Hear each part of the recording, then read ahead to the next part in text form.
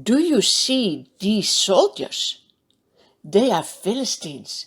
They have come to the country of the Israelites to fight against them. So King Saul has also called his soldiers.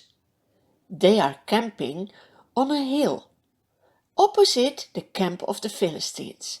There's just a valley between them. In the camp of the Philistines is one very tall soldier. His name is Goliath. Do you see what he is wearing? He has a bronze helmet on his head and wears a coat of scale armor. Also his legs are protected by bronze greaves. And do you see his huge spear? You would meet such a man. How would you feel? I think we would be scared, right? Oh, look, there Goliath comes, and he shouts at the Israelites, "Why should we fight all together? Why do we not do this? Am I not a Philistine? And you are all servants of Saul? Well, choose a man and have him come down to me. If he is able to fight and kill me, we will become your slaves. But if I overcome him and kill him, you will become our slaves." When the Israelites hear these words, they are terrified. Every morning and every evening, Goliath comes forward to shout against the Israelites for 40 days long. But none of the Israelites dares to fight against Goliath. Do you remember David? 3 of his brothers are also soldiers. David himself is not a soldier. He is too young. Do you remember he was in the palace with Saul to play on his harp? But he went back to take care of the sheep of his father. When David is taking care of the sheep, he also likes to sing songs. He sings to the Lord because he loves the Lord and he trusts him. He knows that the Lord is always with him and that the Lord will always take care of him. Do you believe that as well? On a certain day, the father of David says to him, "Take this roasted grain and these 10 loaves of bread for your brothers and hurry to their camp.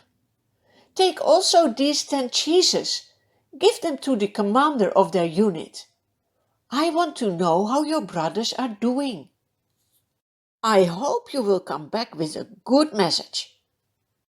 So early in the morning, David leaves the flock in the care of a shepherd and sets out for his journey. David reaches the camp as the army is going out to its battle positions, shouting the war cry. The Israelites and the Philistines are drawing up their lines facing each other. David quickly leaves his things with the keeper of supplies. He runs to the battle lines. When he sees his brothers, he asks them how they are.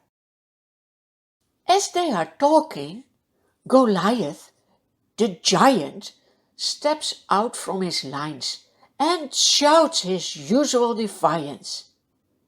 Whenever the soldiers of Israel see Goliath, they are scared. They flee from him in great fear. David is shocked. This giant is defying his God. And no one is doing anything against it? David hears the soldiers talking together. One says, "Do you see how this giant keeps coming out? He comes out to defy us." Another one says, "Have you been hearing what the king has promised? You will be a very rich man when you kill him."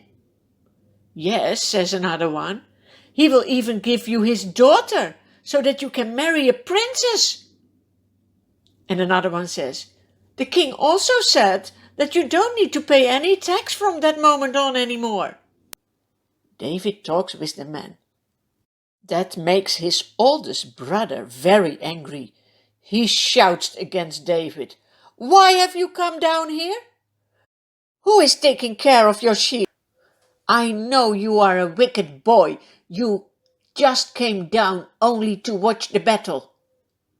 David says, Now, what have I done? Can't I even speak? He turns away to someone else and talks again about what's going on.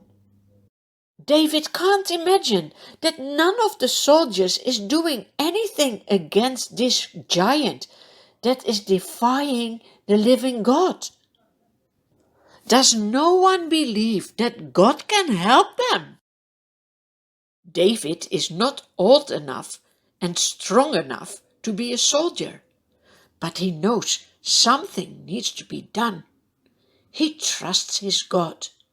He can't live with the idea that someone is justifying God.